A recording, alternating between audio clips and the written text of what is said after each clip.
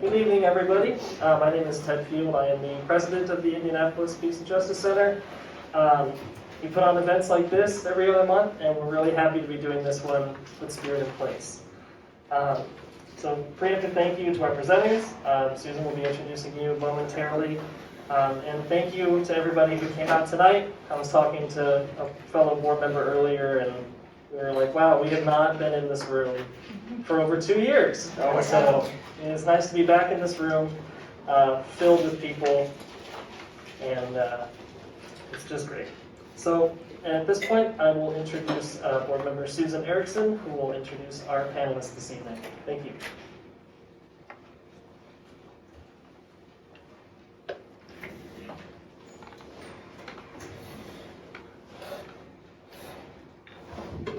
Can people hear me okay? Yeah. Okay.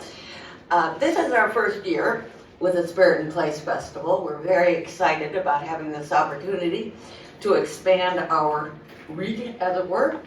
And we thank you very, very much for joining us here tonight. I would first like to introduce our panelists. We have, they're not automatically in order, but we have Bob Henry, who is with the First Friends meeting, and he is going to talk to us a bit about the history of Quakerism and social justice activism in the United States. We will then turn to Elizabeth Wallin, who is the founder and director of Project Leah, an organization that works with women transitioning from incarceration to normal civilian life.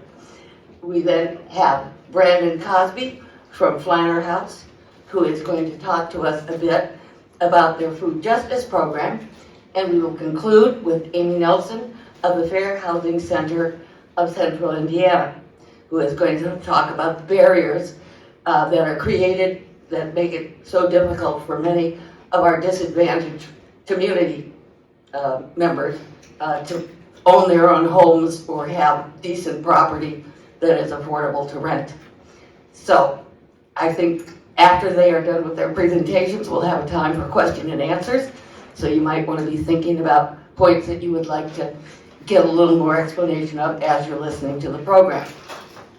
I also want to thank our co-sponsors and our various supporters. I will start.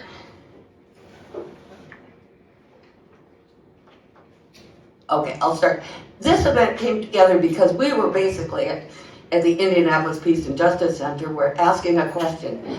How do we take that feeling we so often get when we see something on television, a story on television, or we read about something terrible, and we just instinctively say, oh, that's awful.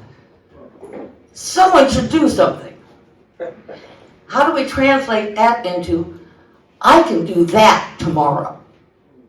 And that's why we call this a practical guide to social change, because we do want to have you leave here with some ideas about stuff you can start doing in your own lives. At the back of the room, we have a resource table where you'll find some handout materials. We also have some plain manila file folders, if you want to keep everything together, that are available for you. There also are some signs. We've got a bumper sticker frame, bumper license plate holders back there that say "And Justice for All," and all of the stuff back there is free if you're interested. We also have light refreshments in the back of the room when we get done with the presentations, and as we're doing the question and answer, please feel free. I want to thank Spirit in Place in particular for enabling us to do this, and their sponsors include the Lilly Endowment, IUPUI's School of Liberal Arts, the Ellen Whitehall Clues Memorial Foundation, or Charitable Foundation, the Bowler Group, the Indianapolis Foundation, which is associated with CICF, and the Nicholas H. Noyes, Jr. Memorial Foundation, and St. Paul's Episcopal Church. I would also like to thank very much the Center for Interfaith Cooperation and its director, Charlie Wiles, who provided us with this venue and with a lot of the tech support, as well as First Friends Meeting, which is providing one of our panelists some of the delicious snacks and just all-around good help. So, and most of all, we would like to thank those of you who are here with us tonight, and we hope we are going to be presenting you with an interesting but also enjoyable experience. Thank you.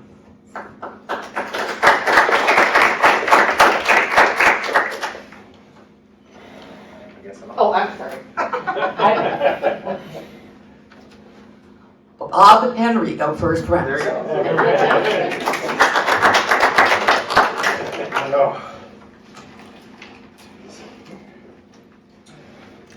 Well, good evening, friends. I first want to thank Susan for putting this Spirit Place together and inviting me and Indianapolis First Friends Quaker meeting to be part of this important discussion on being the change that we want to see in our world.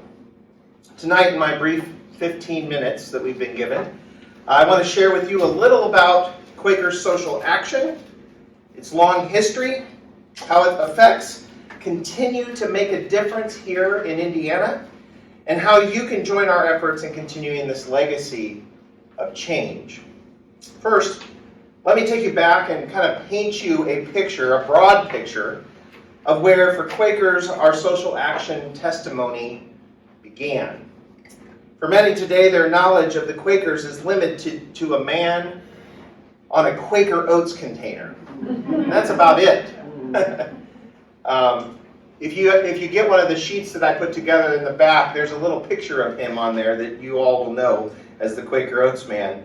And what's sad is that's about it. That's about as far as most people's history goes.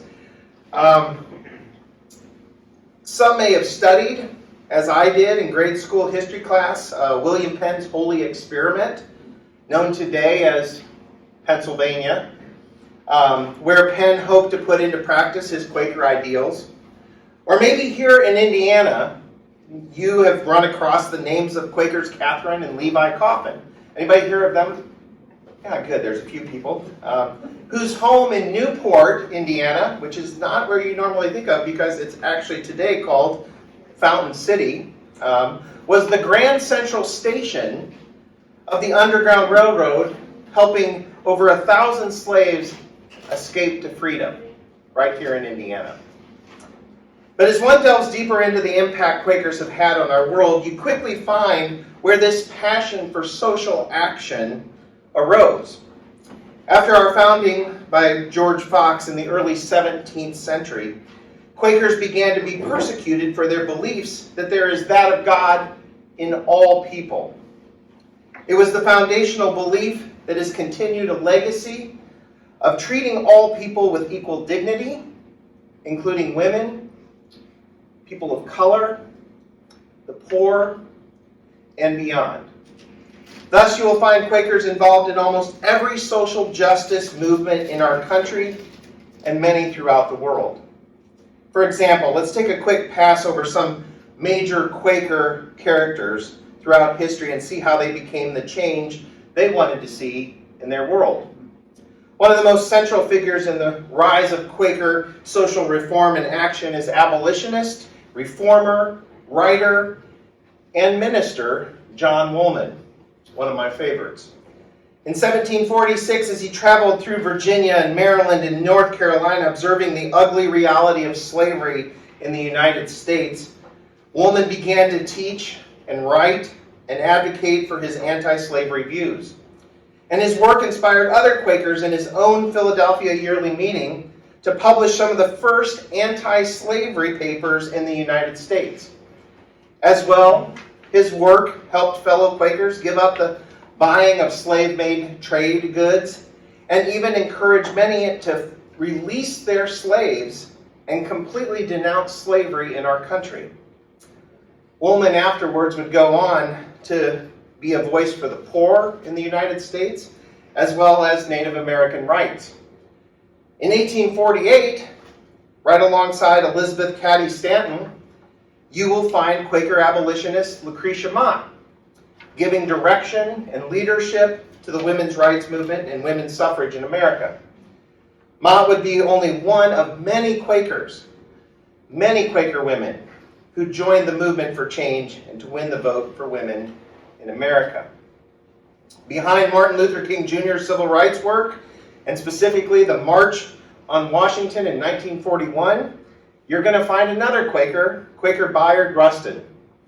As a nonviolent civil rights champion, Rustin pressed for the end of racial discrimination within employment. He organized the Freedom Rides. He helped create the Southern Christian Leadership Conference to strengthen Dr. King's work. And in later life, Rustin became a vocal gay rights activist and advocated for human rights for all people. Continuing the legacy of English prison social reformer and Quaker Elizabeth Fry, Quaker Eric Baker fought for the better treatment of political prisoners. Now it's kind of funny, all these people in the front here know Eric Baker because he is actually our music director at our meeting.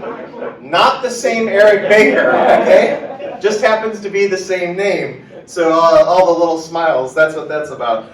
Eric Baker, though, fought for the better treatment of political prisoners. His article, though, in the Observer newspaper in 1961, calling for an amnesty for all political prisoners, led to the founding of Amnesty International in 1962. And I could go on with Quakers who have made a change in our world and made a difference. But there are just a few of the many Quakers who have made that difference for social justice in our country and world by taking action and being the change we needed. But it hasn't been just individual Quakers in the effort for social justice and reform. In 1917, Quakers in Philadelphia founded American Friends Service Committee, or what we call AFSC, which initially assisted civilian victims of World War I and was vocal about opposing the war. But then in 1947, American Friends Service Committee received the Nobel Peace Prize for their dedication to heal rifts and oppose war for the past 300 years with Quakers. It was actually AFSC, this is kind of the fun fact for the night, it was AFSC who actually nominated Martin Luther King Jr. for his Nobel Peace Prize. From those early days, AFSC has broadened its focus to include causes of racial injustice, women's issues, and demands for sexual minorities for equal treatment. For a long time, Indianapolis had its own AFSC office, headed up by Erin Polly, which some of you I've already talked to, you know, whose efforts right here came right out of this office, in this place right here. My hope is that we will see again a new AFSC office open in Indy at some point to continue that fight for social justice here. In 1943, though, Quakers again organized to create the Friends Committee on National Legislation, or FCNL. And if you don't understand, we really like acronyms, so just get used to that.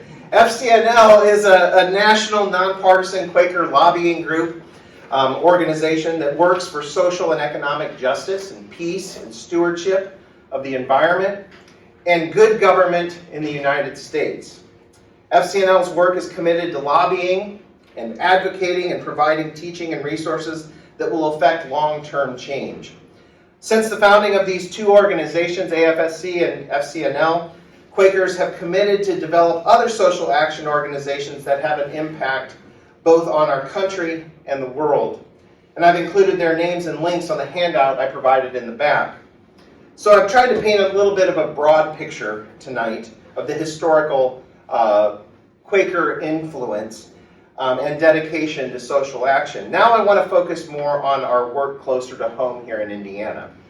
Much like Friends Committee on National Legislation at the federal level, here in Indiana we have the Indiana Friends Committee on Legislation. So here's the acronym, IFCL, which works to express our social concerns through personal visits and correspondence with Indiana legislators, as well as through testimony before legislative committees on issues such as education, environment, justice, public health, and voting, and all in a bipartisan way. That's difficult sometimes. Most recently, IFCL spent a great deal of time focusing on the injustices happening in Indiana around voter redistricting and mapping. And they worked to address gerrymandering and the manipulation of districts in Indiana for political gain, and especially how it robs the good people of Indiana of their God-given rights.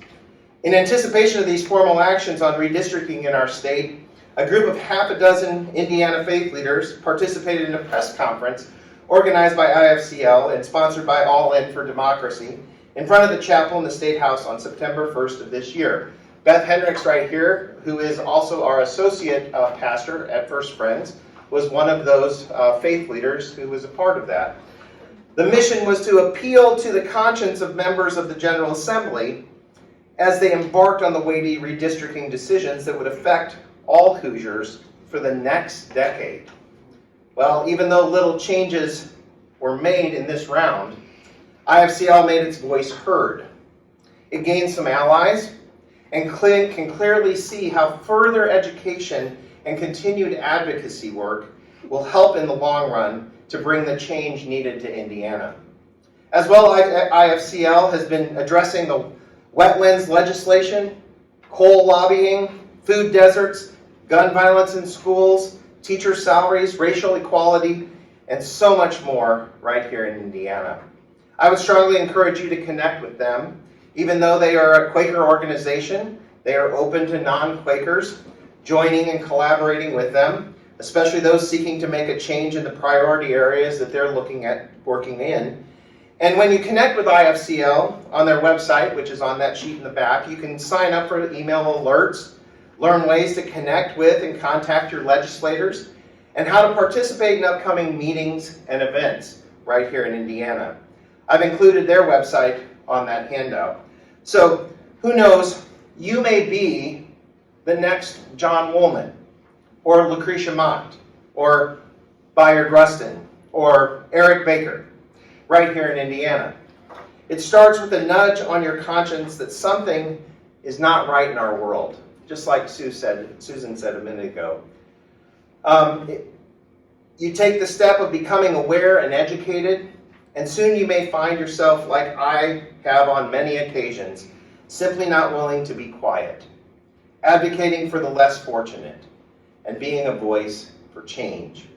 It might start with something as simple as writing a letter to your legislator or to the editor of the Indy Star. It might take holding up a sign at a rally, or it might even mean educating those around you about the inequalities and injustices taking place through a conversation over a good cup of coffee. What I've learned in my lifetime is that there are many ways of becoming the change. We just need to be open to how our voice can be heard. To close, I'd like to share with you the following from the Quaker Advices under the subcategory of social responsibility. I hope this will be a charge to each of us in our work for social justice and being the change we want to see in our world. Remember your responsibility as citizens for the government of your town and country. And do not shirk the effort and time this may demand. Do not be content to accept things as they are, but keep an alert and questioning mind. Seek to discover the causes of social unrest, injustice, and fear.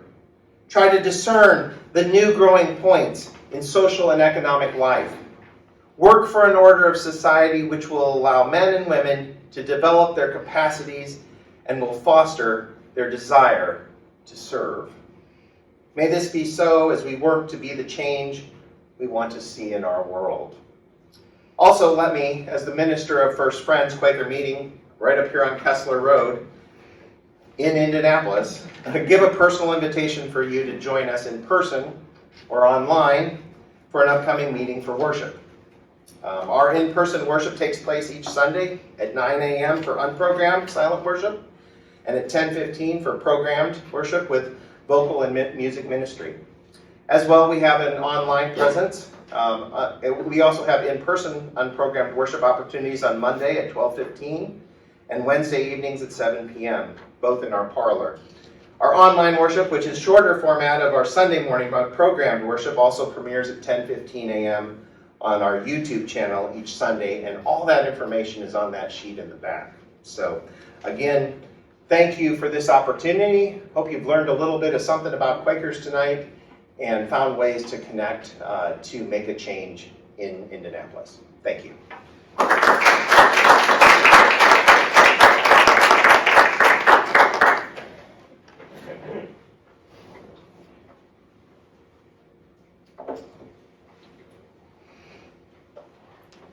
Thank you. Hi everyone, and thank you for having me tonight. Thank you, Susan, for inviting me.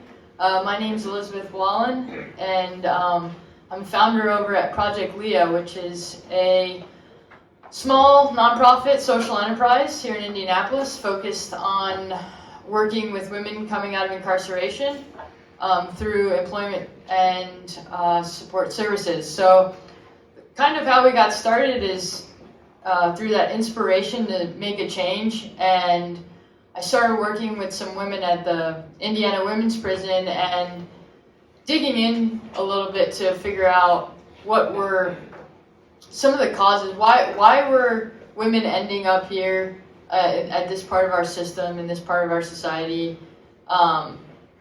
and after digging and digging, none of it made sense. None of the causes of why women were in prison were being addressed through the process of incarceration or in getting out. And so that's where Project Leah came to be. So we started small. We just started spreading the word, and we started by collecting donations of different kinds of materials and figuring out how to repurpose them into different home goods and accessories and selling them through different markets and fairs and online, and hiring women coming out through that process. And then as we started building relationships and becoming closer in contact, figuring out what are all the other needs that someone needs support with coming out and trying to build a foundation for themselves. And a lot of time that's not just for themselves, that's for their kids and their families. So through that work over the years, we've done small campaigns to do very specific fundraising efforts for specific stories of what's needed, and have been able to expand. We're in a new space. Just right before COVID, we were able to expand and move to a new space in the Circle City Industrial Complex. So you can come on out and visit us. We have now a full woodworking shop. We have laser engravers going and screen printing going. So we really like to get working in craft-based skills and making things out of them and then selling them. And then through that work, it's really led us to also find out who are our partners in the community. And so through some of those partnerships, one of them has been called the Reclaim Project, which you can find online as well. That was an art-based placemaking project as part of an effort to find safer routes to schools. And they had art sheds built on vacant lots on a safe route to school. And that served as a way to beautify the neighborhood and kind of take over space in the neighborhood. And with that, all those projects come to an end. So part of what we do at Project Leah is continue the life cycle of projects in our community. So we went in and were charged with the deconstruction of these sheds and have now made them into furniture that we can resell. And sort of in one way create more economic opportunity, but also preserve the artwork that's been created by our community members. And some of the local work that we do a lot of community events related to advocacy around our criminal justice system and how it breaks apart our communities. So once a month we hold an abolition study group where we read different works from various abolitionists and how we reimagine our communities without policing, without incarceration. And how that also, abolition work is not just about prisons, but it's about systems of oppression. So how does that flow through our healthcare systems, education, food access and things like that. So they're always very interesting conversations, and in rethinking what it is to be in community with others. And yeah. So now I'm also excited to announce that I'm managing director over at Groundwork Indy. So I'm kind of split on the east side of Indianapolis and west side of Indianapolis. So I'm very excited to meet some people here that I'll be working closely with. And at Groundwork, we work with youth 14 to 24 in environmental equity projects that are very community-based. We do a lot of green space cleanups in our neighborhood, and also provide support services to the youth. So I'm having a lot of crossover touch base of what that means in terms of our incarceration system, how that ties into, from a very young age, touching our youth in a negative way. So yeah, in that I'm just getting started, so we're not quite sure how community is involved yet, other than all the community-based efforts that we run, but we're getting started in expansion of some programs, and yeah, but I do invite you all out to come. We meet once a month at Project Leah for our abolition study group. Next week, actually, you can find our group is called What's Really Going On. And next week we'll actually be doing a film screening of Slavery by Another Name at Can Cinema, which is the new art film cinema on near Spades Park. So that event will be free to the public, and yeah, we'll screen the film and have a short discussion afterwards of everything that movie's about, which is very powerful. If you haven't seen it yet, it's a PBS program. So yes, thank you so much.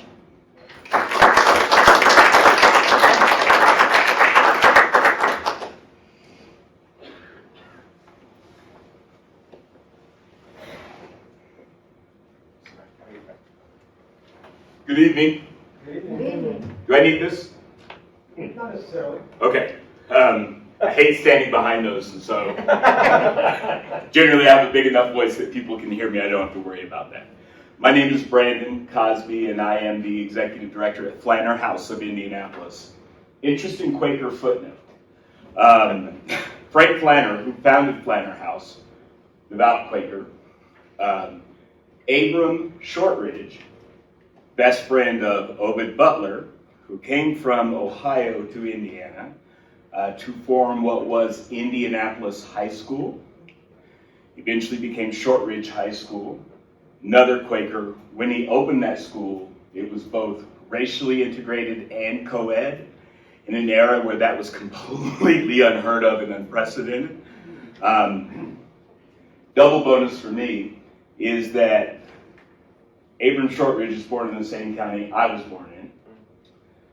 I resurrected Shortridge as a high school after it was closed by the Indianapolis Public Schools. I now run Flanner House that was founded by Frank Flanner. So if I can get Butler, I'll have the triple credit by the time I reach retirement. That's so great. Flanner House is 123 years old, founded in 1898 as a settlement house, as part of the movement for relocation and placement for a number of the freed Africans who had been enslaved, who were fleeing the South and coming north. And when they got to Indiana, things weren't great, but it was a hell of a lot better than where they were. And as a result of which, when they came, they couldn't own land here yet, and many of the neighborhoods and communities were zoned that didn't allow for black folks to settle in. So what ended up happening is that the second largest slum in the United States was actually located here in Indianapolis. And if you're familiar with the Government Center, where it runs right along the canal, that area right there was the second largest slum in the country. And that was the location where Frank Flanner and his wife became morally outraged, seeing the conditions in which people were being forced to live. And so he and his wife donated the money and the land to start this organization that would be specifically focused on the Black community and moving people out of positions of crisis to positions of self-reliance, self-sufficiency, and self-determination.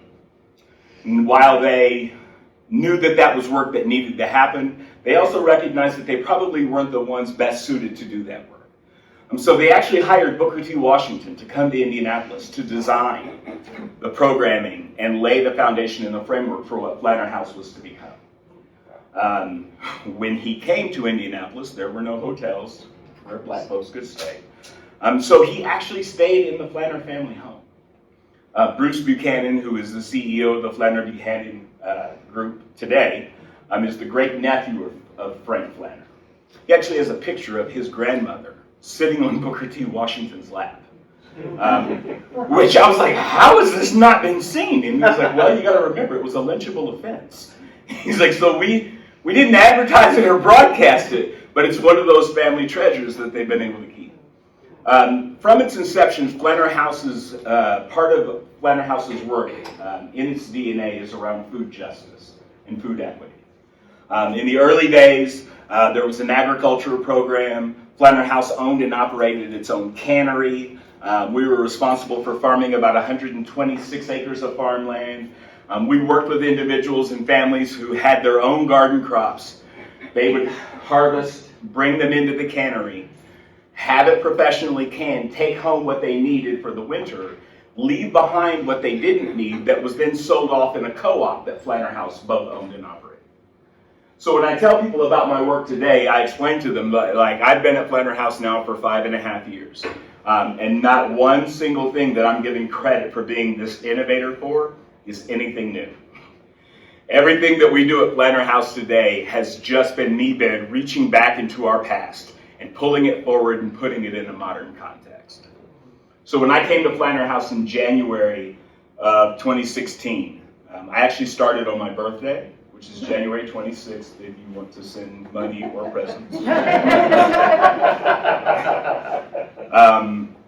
There had been much conversation, not just in our neighborhood, but throughout the city, around these issues because the last of the AA grocery stores had closed, and creating what people were calling food deserts.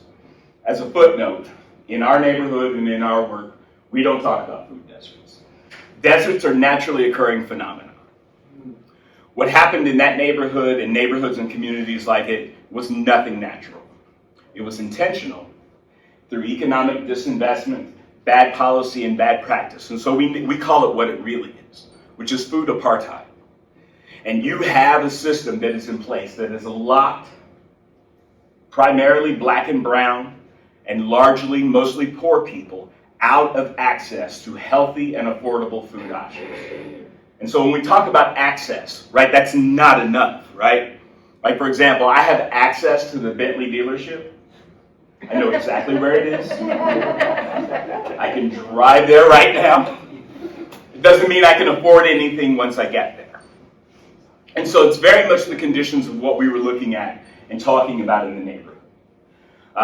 The real heartbreak of it all is that while the AA closure kind of became this running media story, folks in the neighborhood had long since stopped shopping there. The meat was rancid.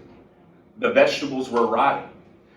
It was a place that you stopped if you needed something sealed in a can or in a box. But beyond that, you really didn't go there. Folks had been figuring out how to get out of the neighborhood to get to other stores, to get to other places, or had been relegated to doing their shopping at the Family Dollar that's at 26th and Martin Luther King.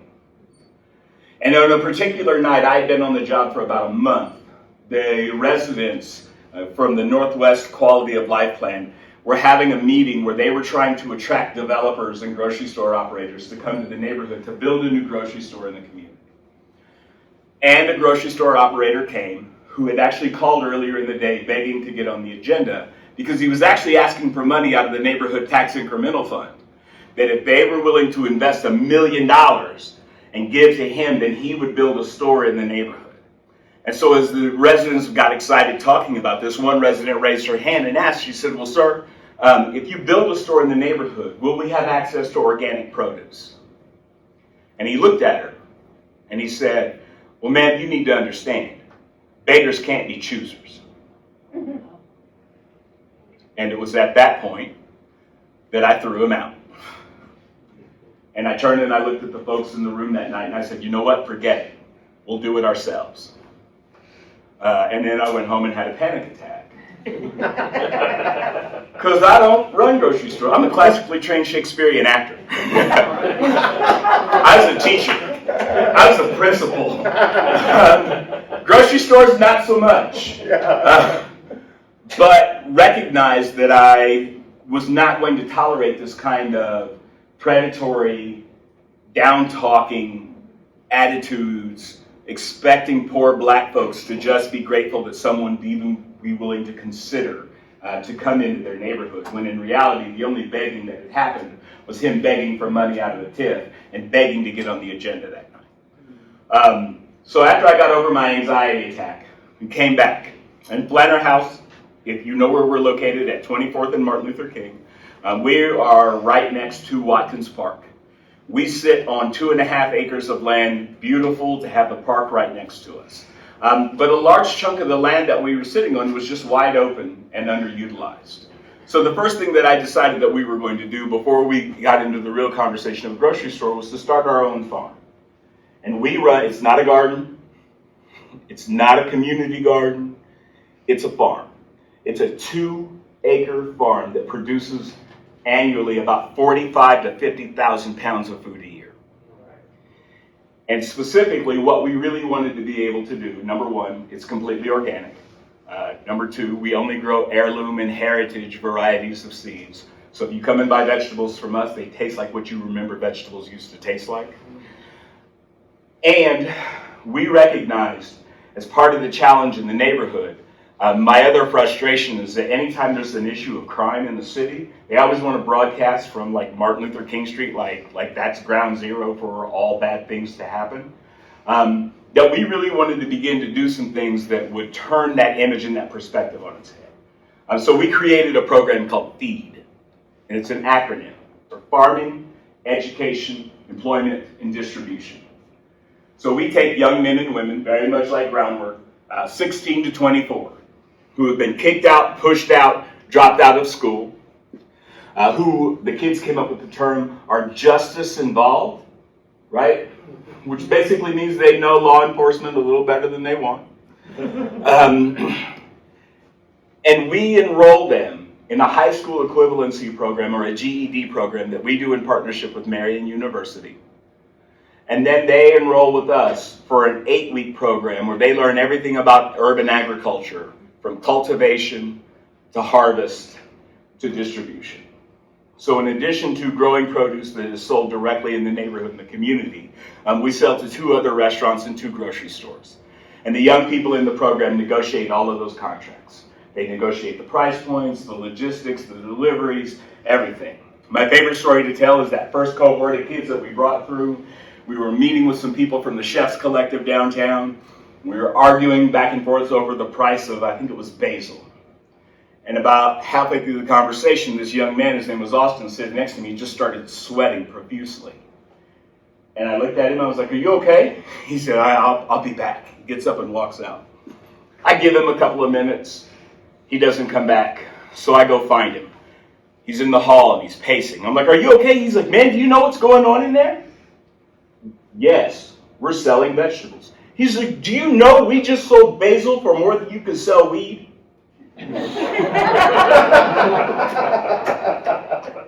Yes. Yes, I do. And here's the best part. Nobody's trying to kill you for it. At that moment, I looked at him and I said, tell me, in the time you've been in the program, how many old farmers have you met? He's like, they're all old. How many old drug dealers do you know? None. And so that was the first moment where we knew that we had hit on the right thing. Taking young men and women in the neighborhood and the community who at one point had been terrorizing the neighborhood, giving them the knowledge and the skills and the power to ingratiate themselves to the neighborhood in a restorative way, that they went from terrorizing the community to feeding it. So we sell organic produce directly to the community for about 45% below wholesale cost. Below wholesale, organic included. So it not only does it create an opportunity for folks to have access to healthy food, but our end game is to create a model where the most financially practical thing you can do is to buy the healthiest food available. So that was in year one. In year two, we took the building that's right at the intersection of Martin Luther King and Edgemont. It's a beautiful blue building if you happen to drive by, and there's murals on the facade on the front, on the north-facing side, to create Cleo's Bodega and Cafe. Cleo, named for Dr. Cleo Blackburn, who was the executive director at Flanner House for 40 years. I'm not doing this for 40 years. I tell you, 5.5 has been a long haul. I had no gray hair when I started at Flanner House. But inside, we built our own 2,400 square foot grocery store, where it does not have the options of you being able to go in and get 50 different kinds of coffee, but if you want coffee, we got coffee. It is a grocery store, and the model predicated on the idea of larger urban areas and communities. If you go to Chicago or if you go to New York, bodegas are the lifeblood of neighborhoods and communities. It's a small corner grocery store, high density of product in a very small square footage. That in the Midwest, we go power shopping for 2 weeks. 40% of what you buy ends up in the trash, right? In larger cities, they don't have the luxury of that kind of space available to them, number one. So they go to the grocery every 2 or 3 days, knowing full well that when you go back in 2 or 3 days, whatever it is that you need is going to be available. So we wanted to create a model that was sustainable and affordable. Because big box grocery stores, the next time you walk into a grocery store, know that 45% of everything you're looking at in that entire store is going to end up in the trash. 45%. That's after they make donations to gleaners. That's after they make donations to food pantries. 45% of everything in that store is garbage. And then you consider how many people they have to just hire to clean, to maintain. All of these extra expenses. That's why you ever go to the grocery store to get 2 things, come out with 20, and none of the 20 are the 2 things you went to get? Well, there's a psychology behind the way grocery stores are laid out to actually make you do that. That's why things like the basics, like dairy, meat, are in the back corner of the store. They want you to run the gauntlet of the aisles to get there so that things randomly catch your eye and you make impulse buys. In low-income neighborhoods and communities, I grew up poor. I'm from Newcastle, Indiana. So first of all, if you've ever been to Newcastle, you see any black folks there, tell my family I said hi. But I got the same speech that most other low-income and poor kids got when you went to the store with your mother. We are getting the things on this list. We are not getting anything other than what is on this list. Do not ask for anything in the store that is not on this list, because if you do, we are going to have a problem, because we are only getting what is on this list. Well, if a grocery store's model of success is based off of impulse buying, but 80% of your customers are coming in and sticking to a list, it's not a sustainable model unless you can drive that model down so that you create the leanest operation possible. We run our grocery store that's open 7 days a week with 3 people. 3 people. We already own the building, so we're not paying rent. We were already heating and cooling it before we turned it into a grocery store, so we don't have that overhead. So we can wipe out all of the normal expenses that undermine a retail operation to be able to create an affordable model that is available to residents and people in the neighborhood and the community. And the same on the cafe side. Flanner House catchment area is south to 10th, north to 38th, west to Kessler, east to the interstate. And prior to us opening Cleo's Cafe, there was not a single place in that entire area where you can sit down. At all. Nothing. There aren't even benches in the park. So we wanted to be able to create a place where people could come to gather right? To be able to have coffee, have lunch, and do it in an affordable way. And recognizing that our prices are about 45% cheaper than a Starbucks, that every person who works there lives within 1 mile of that building. And that we also recognize that as affordable as it is, it's still too much for some. So we give opportunities to the other customers who come in who recognize, wow, you mean to tell me, and I'm just talking from research base, that I can get a 20-ounce latte with 5 shots of espresso for $3.94, when that same drink would be $8 at Starbucks? Totally research, not me personally, just research. That there's almost a $4 difference? Yes. Well, if you're moved by that, you can leave behind another drink for someone else. That when you realize sandwiches are 40% cheaper, if you're moved by that, you can leave behind a sandwich for someone else. When you shop in the grocery store, if you recognize your grocery bill is 40% cheaper than what it would be if you went to any other big box retailer, you can leave behind groceries for someone else. So that every single person in our neighborhood and community, whether they have money in their pocket or not, gets met in the fullness of their humanity at the door. They get to eat. They get to shop. They get to be treated and respected and valued like every other member of our community.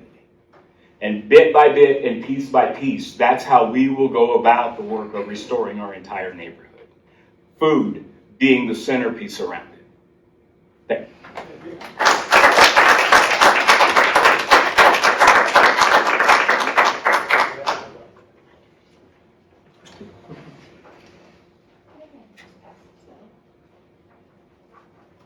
I come with props.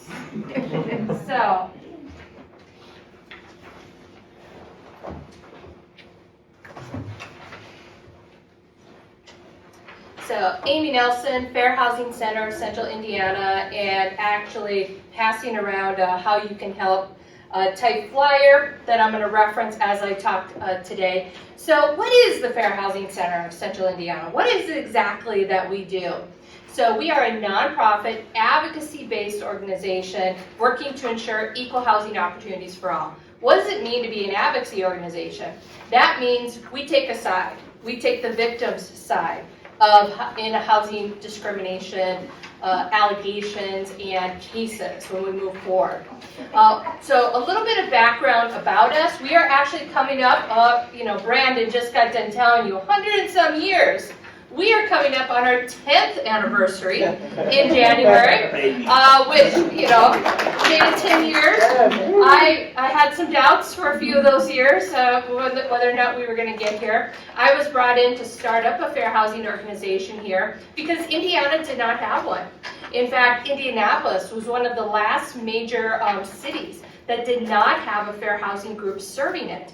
In fact, as I stand here today, we are still the only fair housing organization in Indiana. States around us all have several. Ohio has 8 groups, Michigan has 6, and Illinois has 7. We're it in Indiana and only got up and running 10 years ago. We've got a lot of work to do. We're a small staff of 6 based here in Indianapolis. We are not a statewide organization. We can't do that with 6 people trying to serve a population of 7 million. Technically, our service area is 24 counties in central Indiana, basically the MSA going over to the Ohio border is basically what our service area is. But when we can be of assistance, when we feel we can conduct an effective investigation through our office, we will occasionally try to assist people outside of our technical service area because there isn't anybody outside of that. Again, there are organizations where people can file complaints and get rulings as to whether or not they were or were not discriminated against. The barrier is they do not have somebody walking them through that process, going to court hearings, helping them understand how the process works like we do. Our services are free. We charge no cost to the victim. We do try to recover our costs and fees because we will carry that so that the individual pays no fees. We find them attorneys moving forward in doing that. So we have 4 main programs. One is our education program, and that's where I have the props that I brought with today. So at the back, I put some of our yard signs I had a presentation that I did today, so I had a few left in my car, so I brought those with. You can stick them in your yard, hang them on your office wall if you find the message supportive. I also brought a number of our posters with. We have a number, they're all two-sided, number of different posters back there. Again, if it moves you, go ahead and grab what's back there. I brought some bookmarks with. Also, we have local arts that the artists have allowed us to use it. We asked permission. I brought some bookmarks and put those back there. And then I brought something just totally off the wall. I brought a jar opener that has our name on it. Who doesn't need a jar opener? I brought you a few of those, as well. So go ahead, grab anything you want or that you might need. Let's talk, so that's part of our education program, which is getting the word out about fair housing laws. Letting people know what their rights and responsibilities are, to reach potential victims of housing discrimination, that if something happens to them, they can identify it and know what to do about it. To reach those in the housing industry so that they do not unknowingly discriminate in them. And I very often tell people at my trainings, particularly when I'm doing trainings for industry groups, that those who show up to our trainings to try to educate themselves about fair housing laws, rarely am I going to have a problem with any of them. It's the folks I can't ever get to show up to a training, who believe fair housing law should apply to them, don't believe it's important, something that they should learn about. Those, unfortunately, are the ones that we very often end up having to move forward against.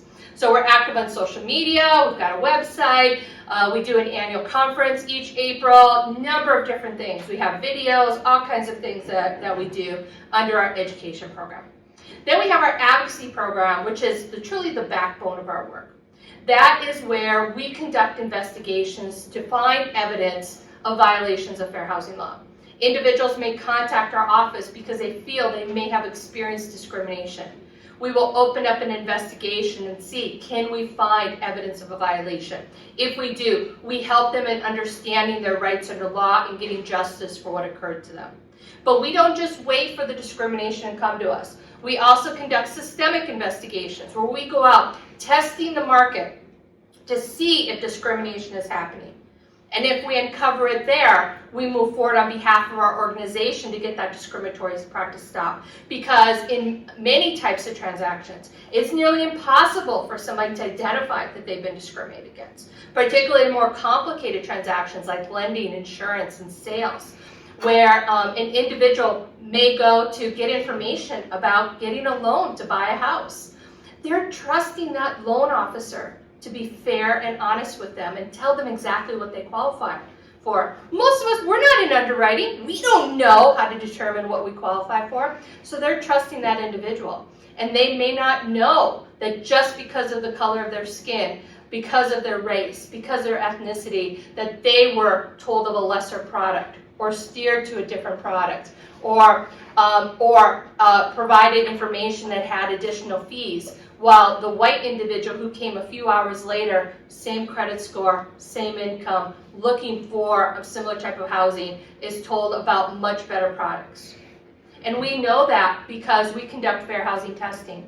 We have people pose as secret shoppers to help us uncover discrimination. We're always looking for testers. It's on your form. You can apply. We need testers of all ages, races, with and without disabilities, to help us in uncovering housing discrimination. It's been upheld by the United States Supreme Court as a legitimate tool for uncovering housing discrimination. And it helps us do it on your time when you're available, and you get paid a small stipend no matter what happens on the test. And I'm going to talk about a couple of our cases here, some that have been, you might have seen in the news recently. We had a case that we resolved last fall where our client lost her job at the start of the COVID pandemic because she worked in the restaurant field. She notified her landlord that she didn't know how she was going to make rent that next month, but she wanted him to know that she was going to work on it. This was before the stimulus checks and all that was happening on there. His response was to solicit her to come over and have sex with him in exchange for her rent. That was his response to her. And by the way, all over text, all in writing. In doing that. So we helped her because here was somebody who had a key to get into her apartment. anytime you wanted. And this person was looking at her that way, and we helped her in getting that practice stopped. We had a case that also involved maintenance workers who were sexually harassing tenants in a public housing project that we assisted, as well as we uncovered disability-based discrimination and racial discrimination at that property as well. You may have seen us in the news. We've been pretty active in challenging rent-to-own transactions, where we have alleged that those transactions are predatory, targeting Blacks and Latinos in Indianapolis.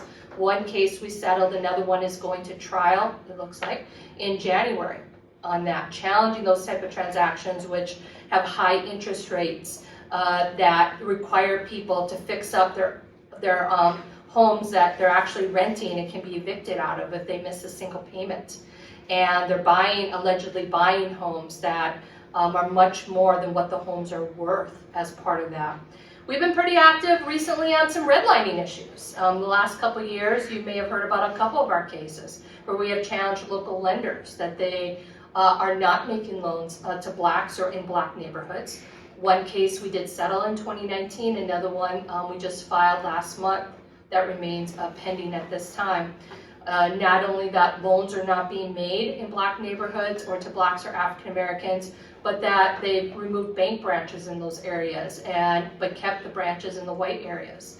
And a number of other issues that we have raised, and those cases also contain fair housing testing, where we allege that our Black testers were treated less favorably than our white testers. You might have seen the news earlier this year on some appraisal cases that we have filed, challenging discrimination in appraisals. Connection to Brandon over there. One of our clients lives in an historically Black neighborhood. Brandon kind of alluded to it a little bit. First neighborhood in the country in which it was a sweat equity program for Blacks to become homeowners. Our client lives in this historically Black neighborhood. She bought her home a few years back. It was completely rehabbed down to the studs. This neighborhood has held on. Neighborhoods all around it have gentrified. They've seen housing prices just take off. This neighborhood has tried to hang on to its historic roots. And she decided her grandmother had passed away, so she wanted to use the equity from her home that she believed she had gained to purchase her grandmother's home to keep it in the family. So she went to the first lender and got her home appraised. It came back at $125,000, and she had bought her home for $100,000 a few years previous to that, when homes all around her were over $200,000. And she really questioned that. Lender and the appraiser refused to change the amount. She then went to a second lender, had her home appraised again. African American woman challenging the system, and it came back at $110,000, even lower than the previous appraisal. Meaning in the years she had lived in her home, when housing prices all across her city had taken off, she had gained only $10,000 of value.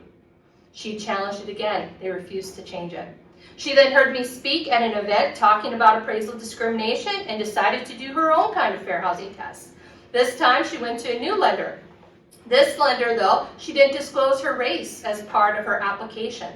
She only interacted with the appraiser through email, did not talk with him on the phone. And then she went to work within her home. She took down every single family photo, took down her African American themed art, packaged up books that might identify her race, took clothing in her closet that were African American themed because she was proud of her heritage.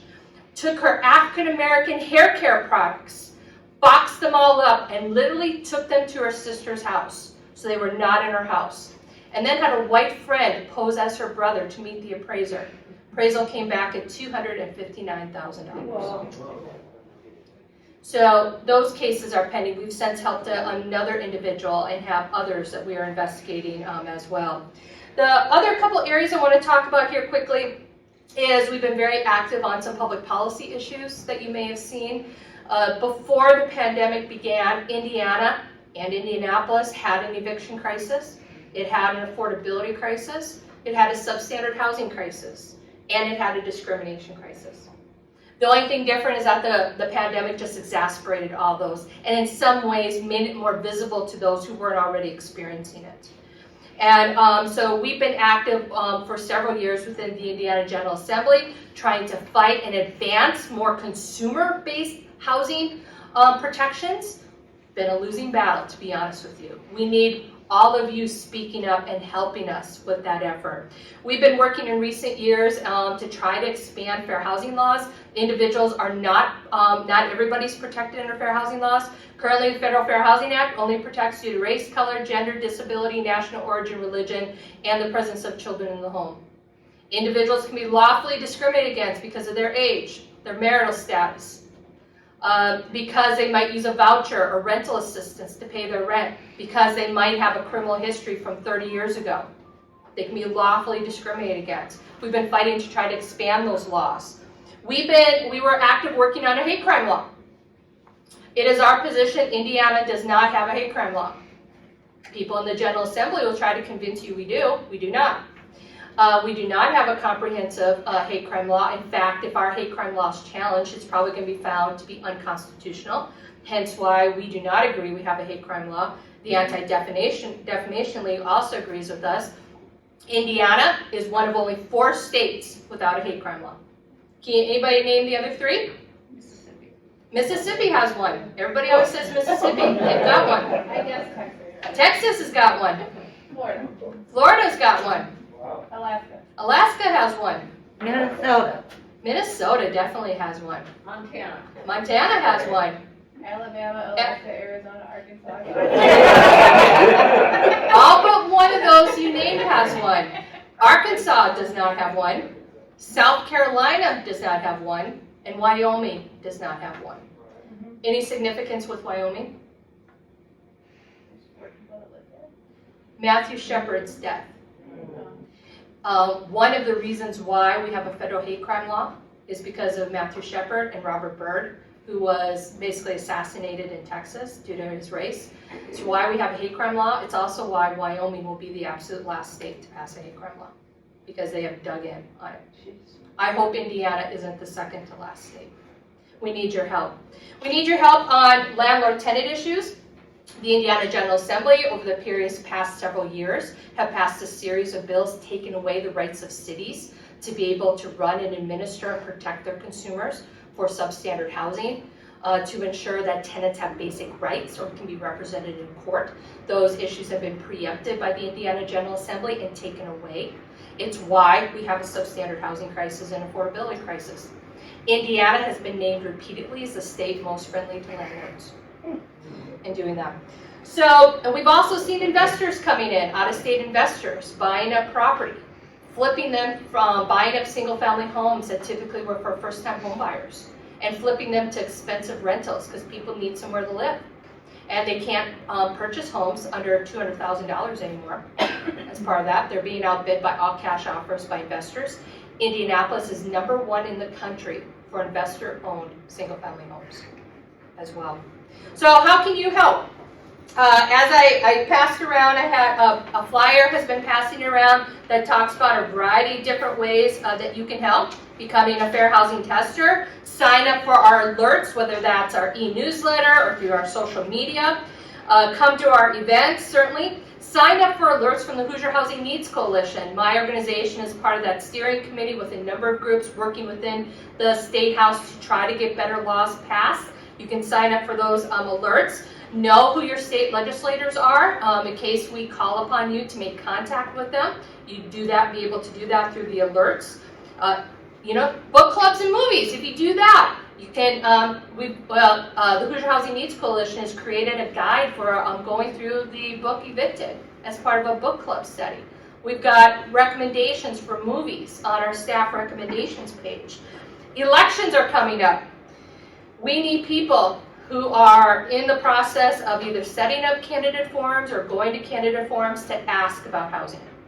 Housing is commonly neglected in those type of forums, yet is the basis for so much in our lives in determining whether or not we can build generational wealth, whether or not we have access to transportation and jobs, whether or not we have, whether or not there is that grocery that's nearby. It's the basis for everything, yet rarely gets asked about at candidate forums, as far as how a legislator may have voted on a particular bill or what their position is on that. we would ask you to speak up about that.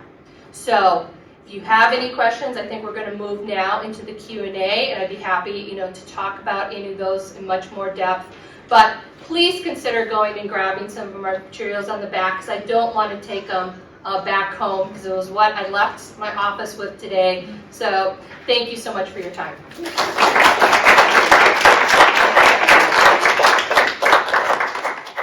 All right, any questions? In the back. Yeah, I would address this to Brandon. Is the idea behind the apartheid to just keep going in the neighborhood so that developers can come in and get the land cheap? Is it a real estate thing?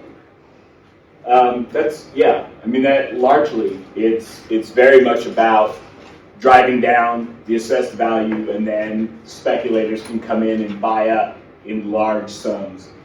There have even been speculators that have taken pictures of me that they have found just through Google Images and used my picture on their advertising, sending them to people's homes, telling them that now's a good time to sell your home, to be able to try to convince people to sell.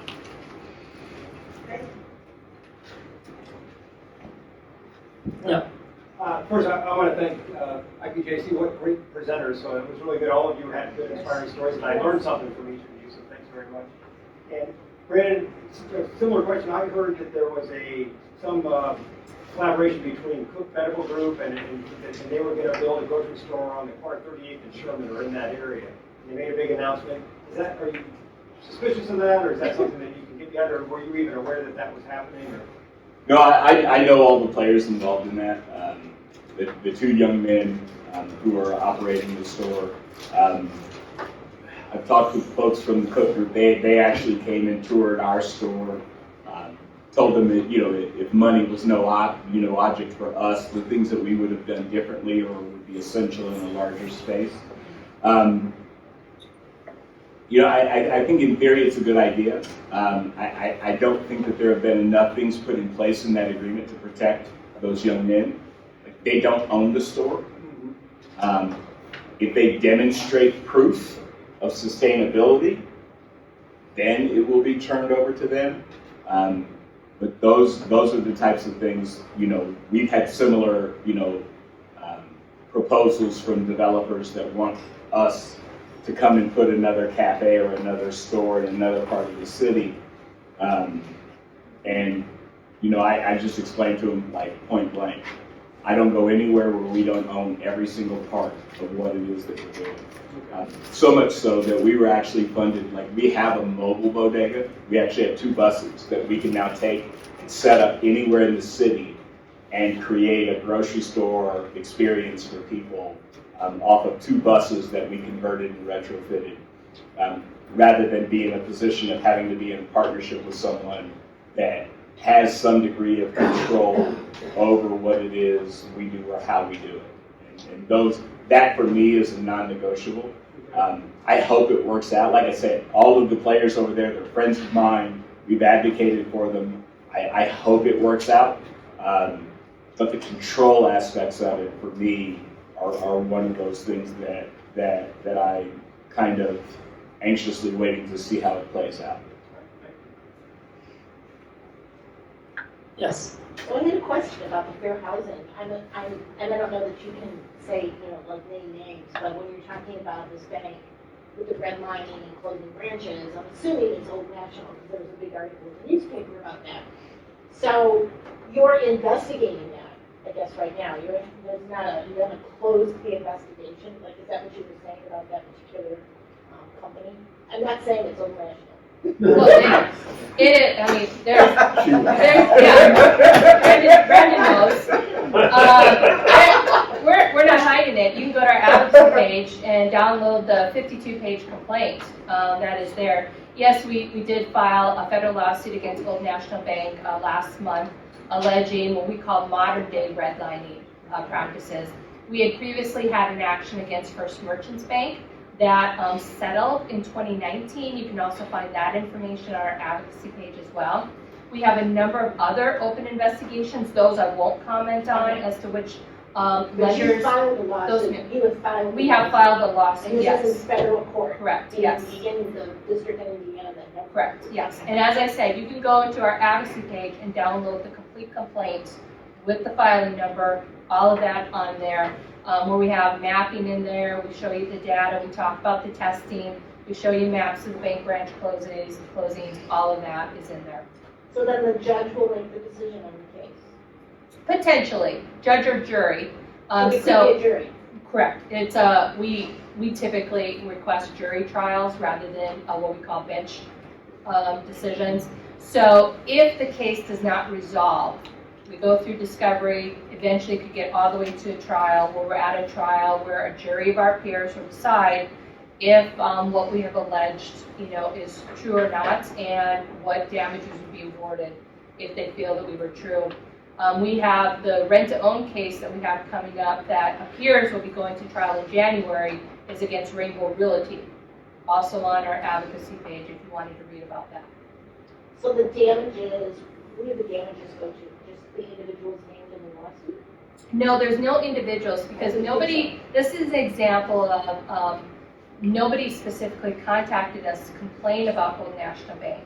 Because this is an area, as I mentioned, where it's very difficult for people to identify that they may have been discriminated against. And also, these cases, when we talk about modern day redlining, it's about them not doing loans. They're not affirmatively conducting marketing, outreach, all those type of things to attract prospective home seekers to them. We talk about in the lawsuit that in Marion County, which of course is 30% black, they made 550 some loans. I can't remember the exact number in Marion County. Only 23 of those were to blacks or African Americans, making loans all over our county, but not making them in black neighborhoods or to African Americans or blacks. So at what damages ultimately would potentially be up to a jury. But you could certainly look at what we saw as part of our first merchants case as to what we might try to seek as part of any resolution if that appears. And in that particular case, we sought that First Merchants had to open up a bank branch location in a majority black neighborhood, loan production office as well, staffing changes. They have to do $1.12 million of loan subsidies, helping individuals interested in purchasing homes in black neighborhoods with down payment and closing costs. They have to do, I think it was $4 million in affordable housing development. As part of that, they have to do a marketing campaign, different things like that. I definitely learned things, though, from that particular case, things that I would do different in my cases in the future. We'll see, though, if I can negotiate that or if we go all the way to a jury who will decide it for us. So it likely wouldn't be monetary damages, you're looking for the changes in the behavior. Both. Both. So there could be monetary damage. Correct. I mean, my position is that we've got to get a lender to where they were supposed to be in making their loans like they were supposed to do as required under Community Reinvestment Act, as their peers or similarly sized peers have been doing. We want to get them where they're at, but I also am fighting for that we need to pay those neighborhoods back for the time that they weren't doing what they were supposed to be doing there. Again, whether or not I'm able to achieve that as part of any action, I don't know, but it's certainly things that we would see. Yes. How is your organization funded? Mine? So primarily federal grants, primarily grants through the U.S. Department of Housing and Urban Development. About 85% of our funds come through that. HUD has identified for many years that if a fair housing organization is working in an area, the cases that are filed in courts or go through the administrative process basically come with the evidence already put together, making the government's job easier in deciding what to do. So HUD has a stream. We have to apply for grants. It's not automatic funding. We've got to go through the grant writing process. And then donations, some contracts. We've been fairly unsuccessful with private foundations. Private foundations don't want to fund us because we file lawsuits. And my response to that is that with one lawsuit, I could change completely the way business is done. Civil rights, has mainly been changed through lawsuits. But we don't get private foundation support because we filed lawsuits. This may be hard to answer, but when you have a case where there's been discrimination, have you found that it's more the branch manager, the organization urging a loan officer to do things, or is it an individual thing? So what I'll say on that is that, of course, each situation is different. This is very much top-driven. If the CEO cares about this stuff, the people down at the lower levels will care about it too. If the CEO doesn't care, they're not going to care so much. So sometimes in some of our investigations, some of which are still active and pending, it may be an individual loan officer who has bias and shows that bias. Other times, as I mentioned, these cases were about them not making loans. So it's not that people applied and they said, no, I'm not going to give you a loan because you're black. They're not going into black neighborhoods to try to attract people to even apply to them, for loans. And that is required under the Community Reinvestment Act. That was a law passed in the 1970s to address disparities, to address segregation, to ensure that low to moderate income individuals had the same access to credit and financial institutions as others did. So if they're not doing that, they're violating more than just fair housing laws, potentially as part of that. I've spent most of my life like super broke, and in trying to purchase houses, I've very frequently run into banks just flat out telling me there's a bottom level. So a lot of affordable houses in Indianapolis might run from $60,000 to $80,000. And I've just been flat out told you can't get a mortgage for less than like $100,000. Is that discrimination, or can they just do that? So no, unfortunately, it's not what we call unlawful discrimination under the Fair Housing Act. Is it discrimination? Of course it is. It's economic discrimination, right? And the reason why lenders do that is because they don't make enough money off the mortgage. But It's not because those cash landlords. You know what I mean?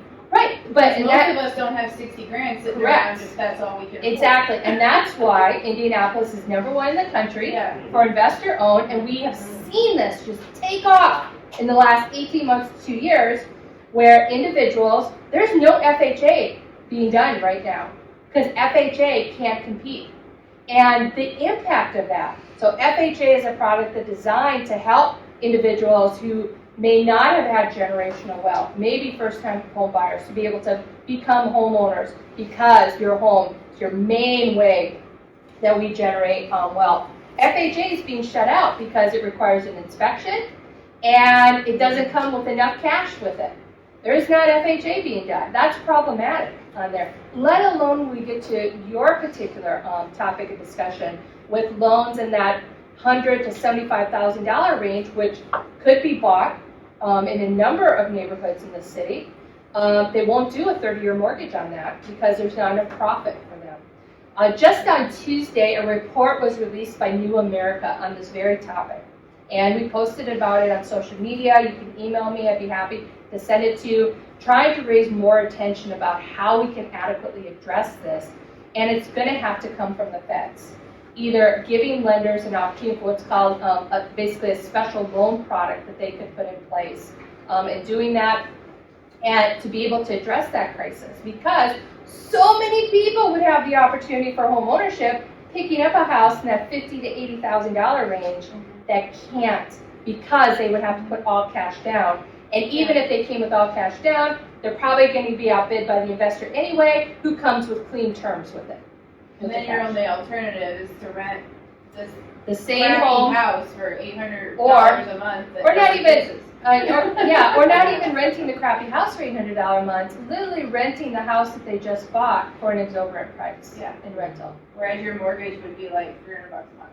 Because people need somewhere to live, And we have lost, we're getting ready to issue a mortgage lending report where we talk about this within there. We have lost so many houses to home ownership opportunities because they've been flipped over to rentals at rental prices that are not at all affordable. And people are just being churned through that on evictions. Sorry to ask two questions, but the theme I heard from across the board is educate, advocate, and embrace our social responsibility. So I'd like to ask particularly within the Quaker ministry, you gave a very brief mention to addressing an issue in the state legislature about gun legislation. Could you expand on that effort just a little bit? Have you now narrowed it down to just trying to accomplish one issue with guns?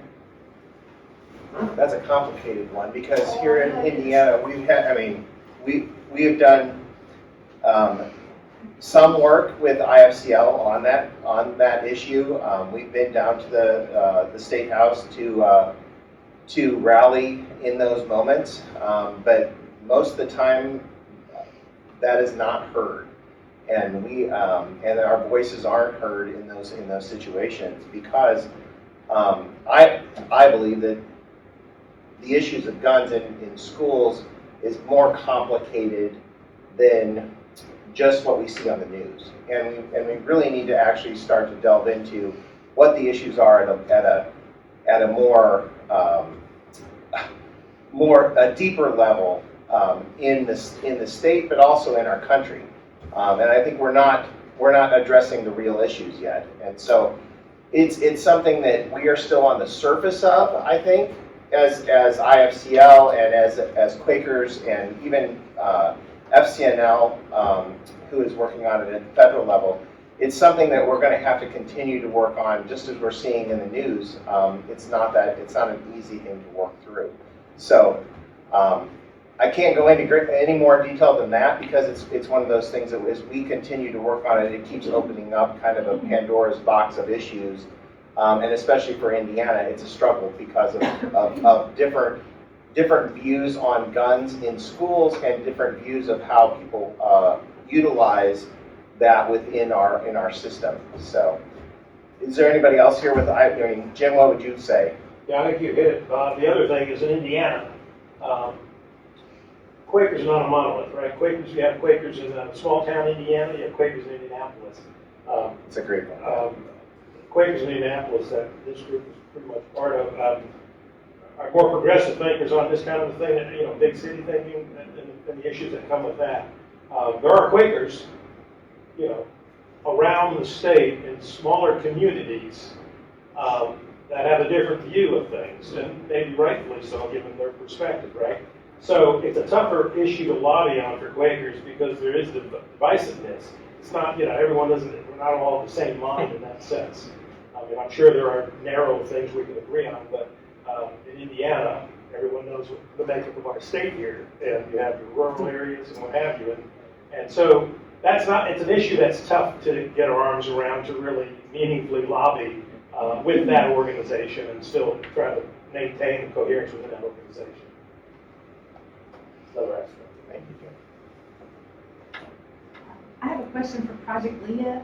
If I'm in a women's group, is there something that we could do to support your organization, whether it's donations or time commitment? And do you have a website that we can look that up? Or? Yeah, it's projectleah.org. It's LIA. And yeah, we have a lot of volunteer opportunities in our organization, whether it comes from skills training and like lending craft skills expertise to us, donations of material. We take a lot of donated fabric, lumber, art supplies, things like that. And yeah, time, just coming out and spending time, building relationships is one of our big things. And that's how we get to know each other and get to know the different ways that we operate in our communities and get to make decisions. And so I think also it creates a better opportunity to understand why did someone make a decision they made and kind of where they might have been backed up into, and to find that support. So, and then we find out, okay, well, here here's ways that we can give you other, more choices, right? So, yeah, time and relationship building is another one of our big things. Great.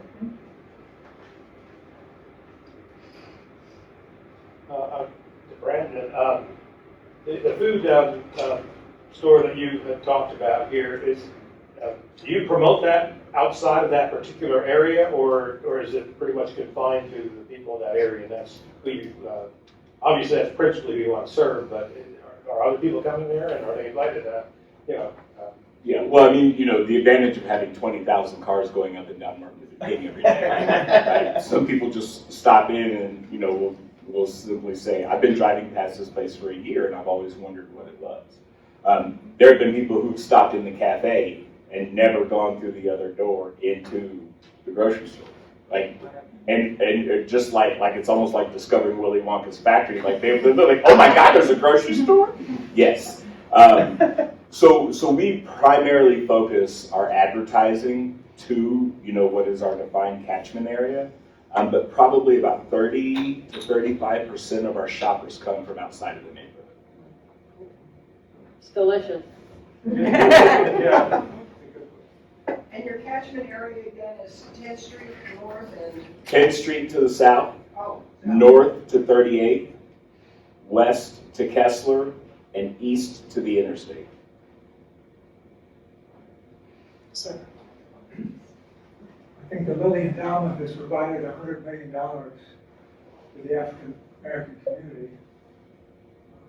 How would you recommend to Willis Bright, a key figure in that process?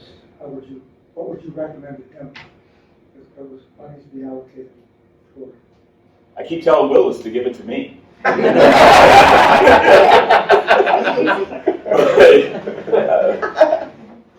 I think the difficulty of that kind of money and this kind of an opportunity, what makes me so my theory of action and our theory of action at Flanner House is that we don't operate in silos, right? We don't talk about education over here and housing over here and food over here and crime over here. I believe it's a Greek root word called holonomy, which is the interconnectedness of everything, right? Take the back off of a watch and you see all the individual pieces, some big, some small, but every single one of them is of value and importance.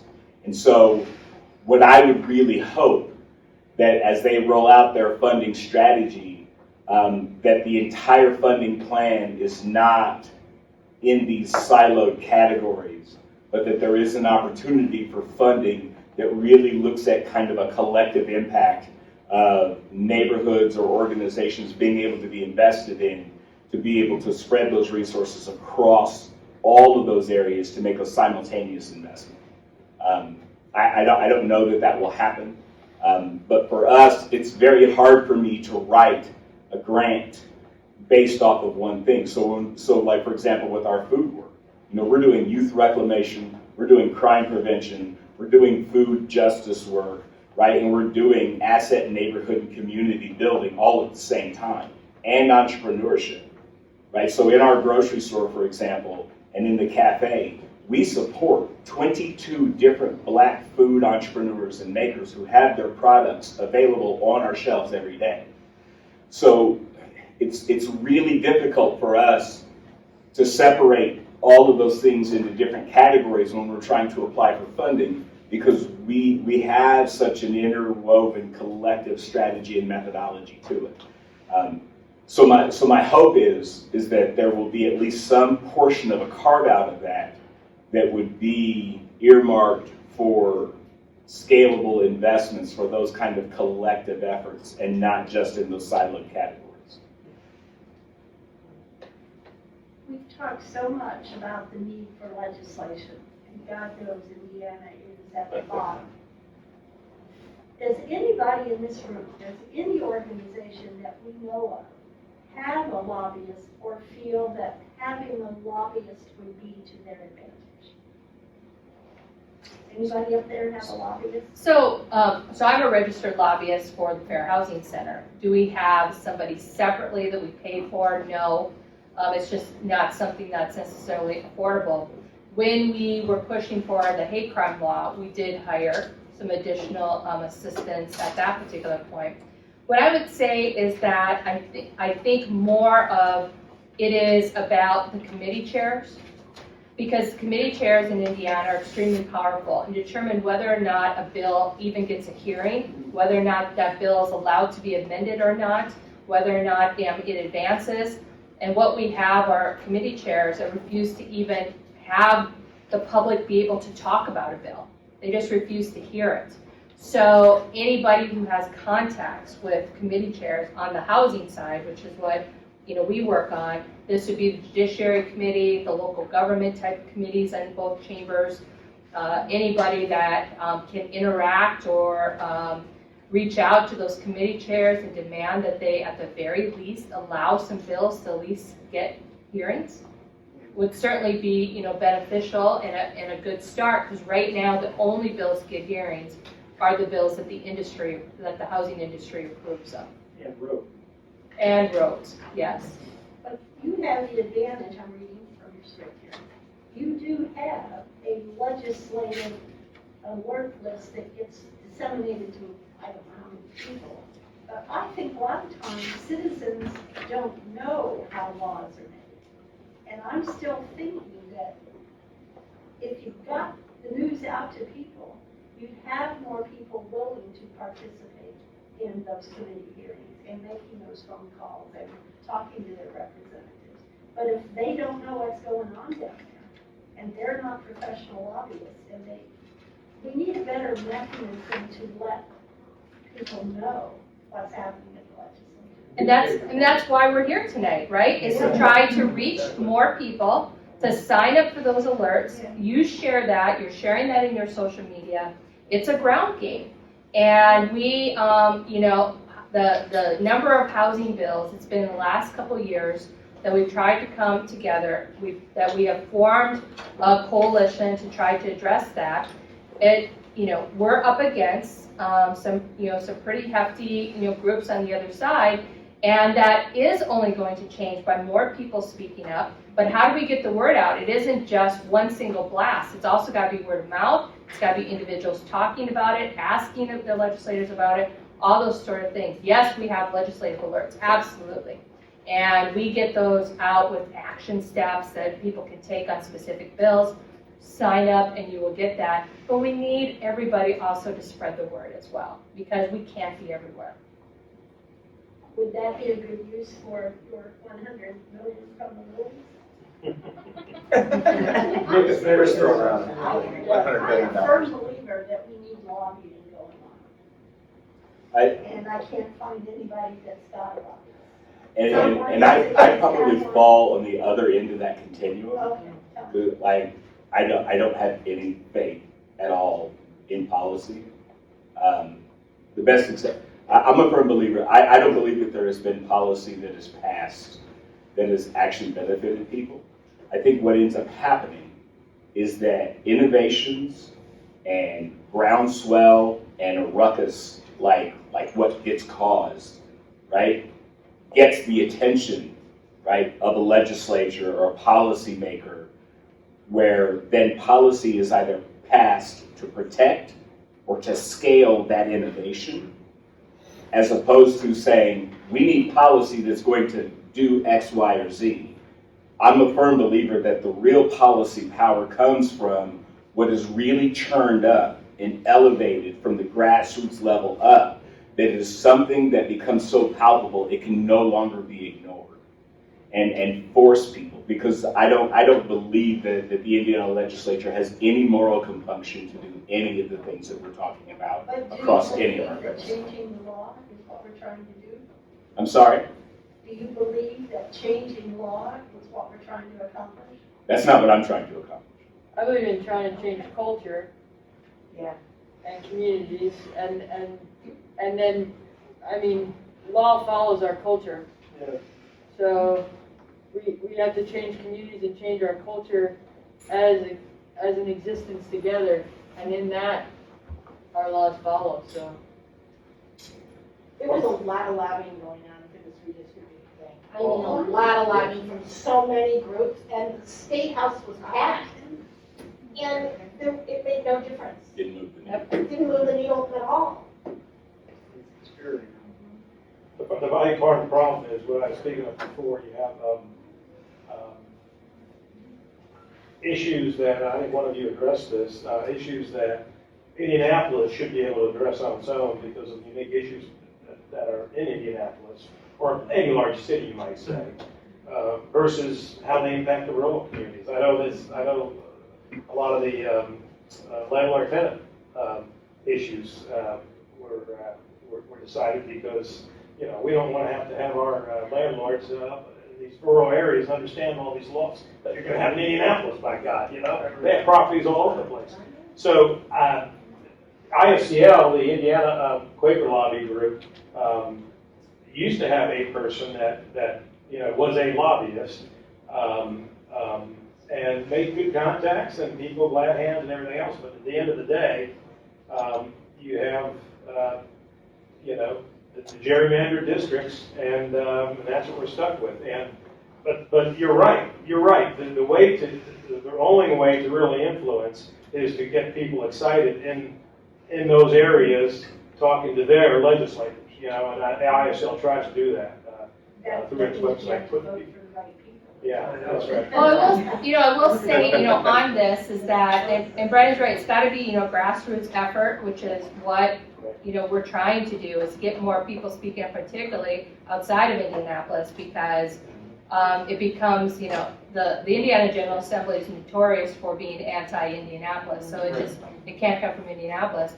But I think a really good campaign on this has been the efforts around payday lending, where over the series, of the past 4 years, oh, please, let's all of us knock on wood, been able, to basically keep the payday lending industry, at a distance, because there have been some incredibly horrific bills that have been proposed.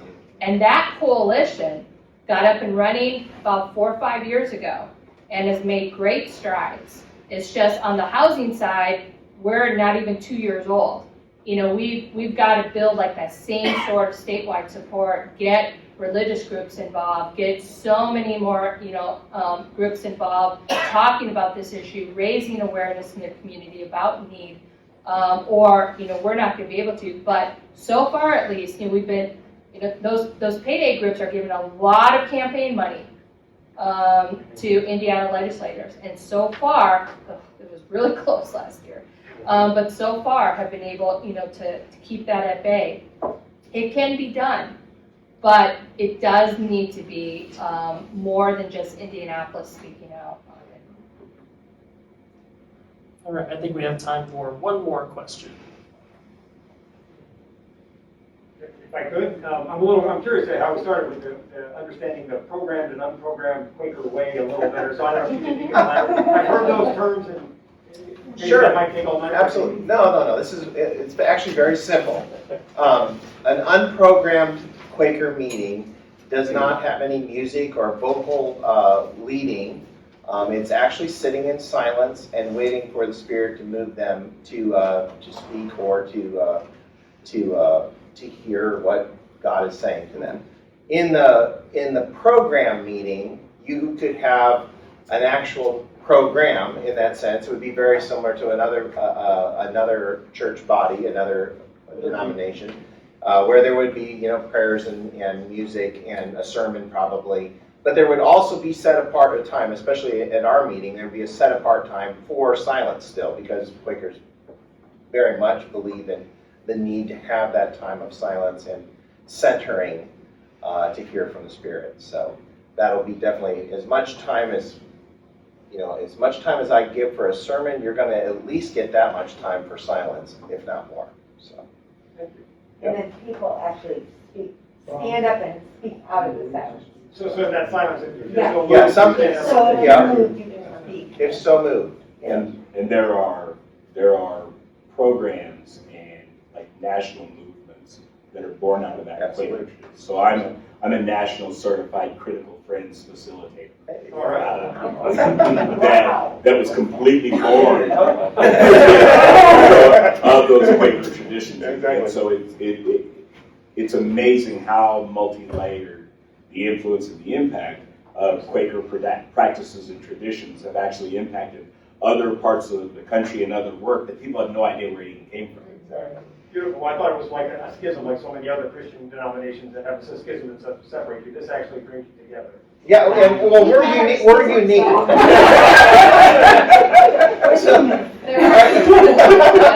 Let me clarify, okay, women, let me clarify.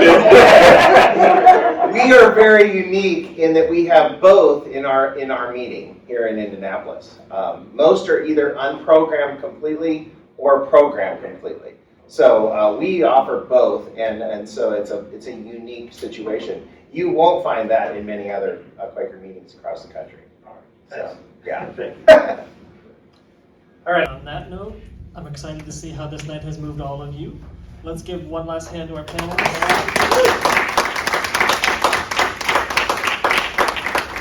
Thank you all for coming, and please be safe going forward.